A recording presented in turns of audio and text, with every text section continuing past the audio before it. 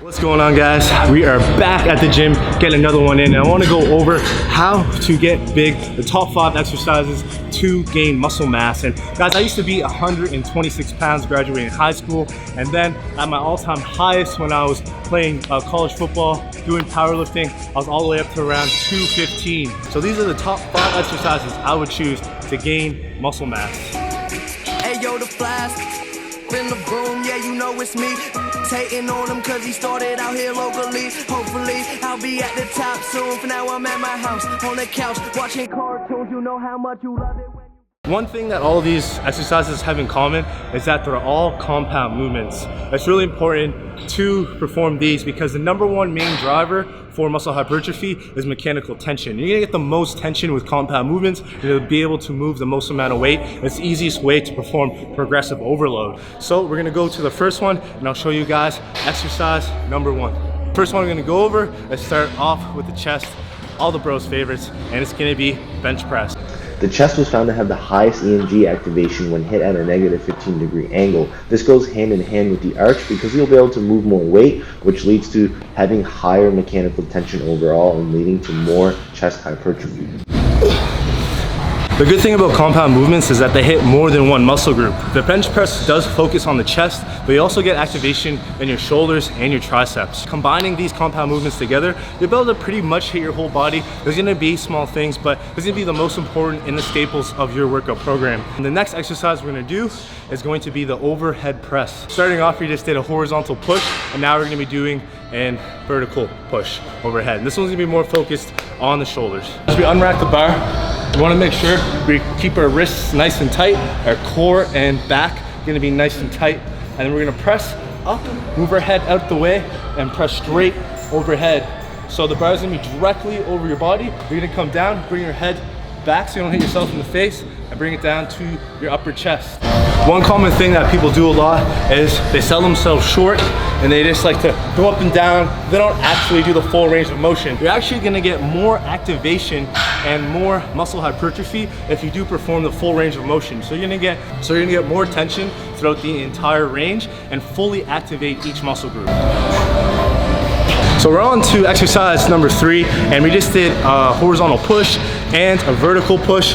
Now we're gonna be doing a horizontal row or a horizontal pull. And this one's gonna be for your back. Your back is the biggest muscle in your upper body, so it's really important that you guys don't skip out on this one. This one's gonna give you guys that nice V-taper. So the first exercise is gonna be the barbell row. This one is really important that you do keep your core tight. We always wanna focus on having a neutral spine. When you're performing this movement, you wanna keep your back straight the whole time. You don't wanna be jerking back and forth and using momentum throughout this movement. You wanna keep tension on the back. So let's hit our first set.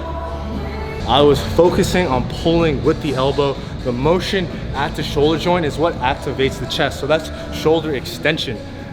We want to focus on pulling our elbows back, squeezing our shoulder blades together, and then you'll be able to activate your lats and your traps on this movement. So overall, the main activators is going to be your overall back, traps and lats, and a little bit of your biceps.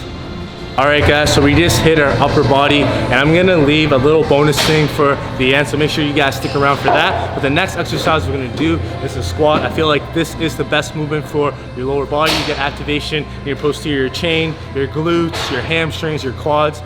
Guys, don't skip leg day. You don't wanna be that bro with stick legs, with big upper body. I'm just trolling. It's whatever you guys wanna look like. This is definitely the best, I feel, for overall leg development. I'm gonna go over the more popular version of the squat. It's a high bar squat. So we're gonna be putting it on our upper traps. We're not gonna be putting it on our neck.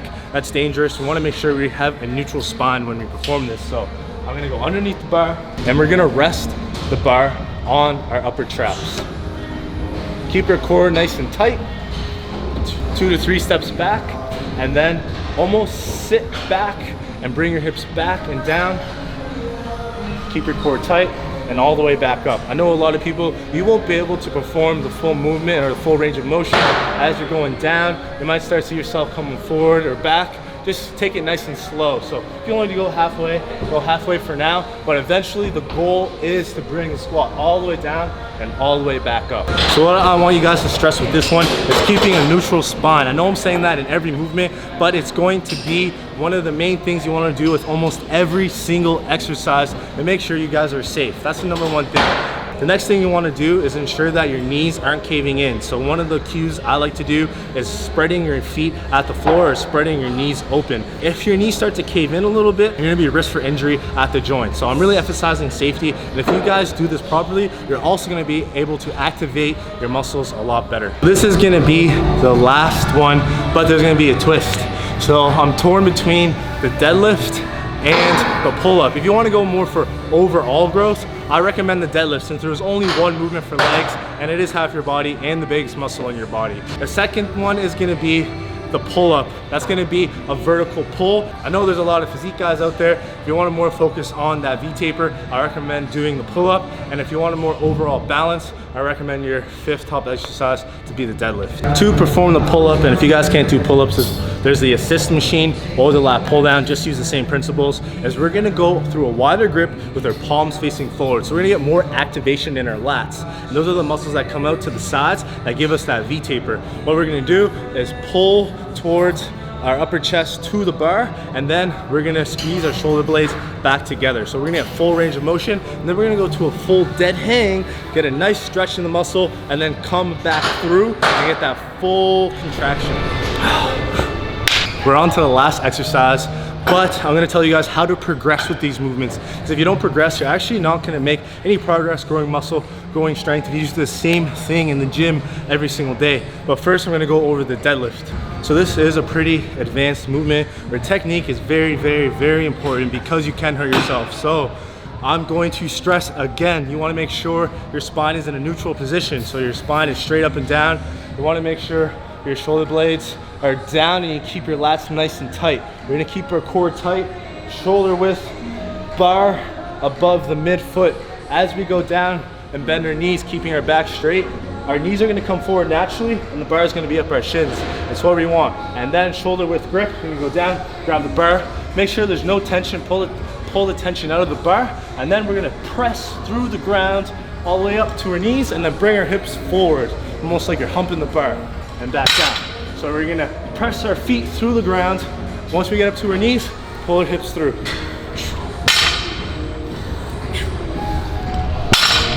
Guys, I'm gonna mention again, I used to be like 120 pounds and I'm telling you guys, take this stuff seriously. Use these movements to progress in the gym. I know there's gonna be things where some people can't perform one movement, but you wanna take the same principles and apply them. So if squat is one compound movement you can't do, perform the leg press. It's still a compound movement, it has the same pattern, but do what works for you personally. What's more comfortable? An example is another one, bench press. If you can't do bench press or hurt your shoulder, then do flat dumbbell press. But it's really important, guys, you follow this. A good progression scheme is 3 sets of 10. Straight sets across, and then when you perform it the week after, try and increase the weight. If you can't increase the weight, try and add some weight. So use the 2.5s, use the 5-pound plates. Those are the weights that are gonna help you progress forward. Then once you get 11 reps, 12 reps, add the weight on.